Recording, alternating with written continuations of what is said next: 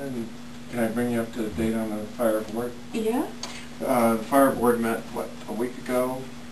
And we had Colin McCullough and Mr. Hardesty up here in front of the board.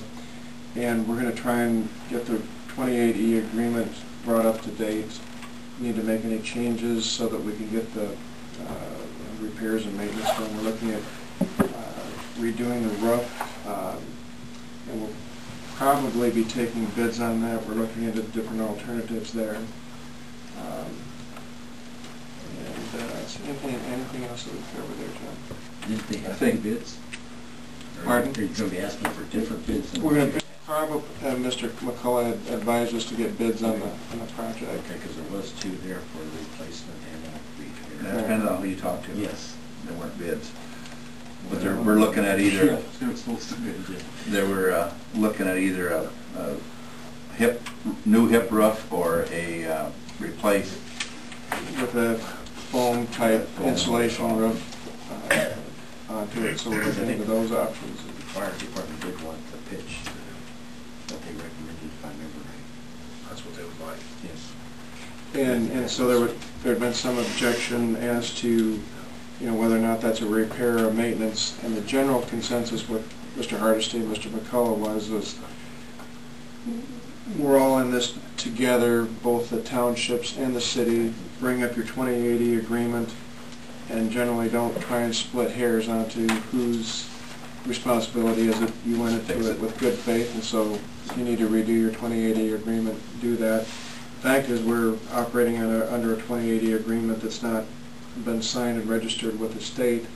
However, Mr. McCullough said you've been operating under it, so you're presumed to be as if it was signed. But he said, both Mr. Hardesty and McCullough said, get the thing signed or redone, reevaluated, make any changes necessary, run it by the two of them, and then have all parties sign it and get it registered with the state.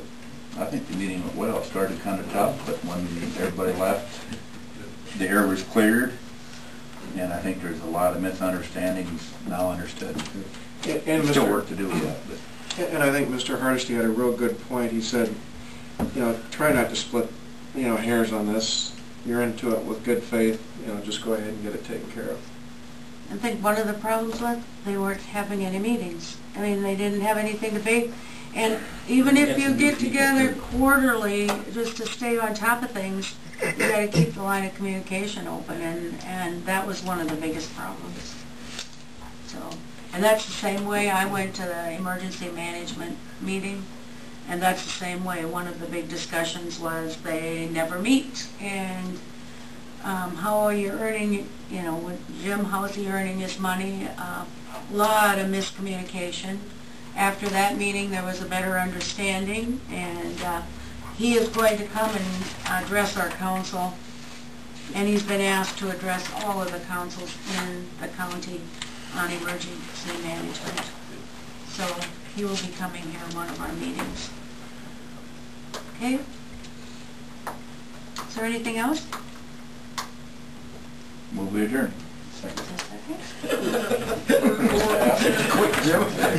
Yeah, but anybody started yet. Thanks, everybody. Sandy, could you set up? Oh, we're done. Jim.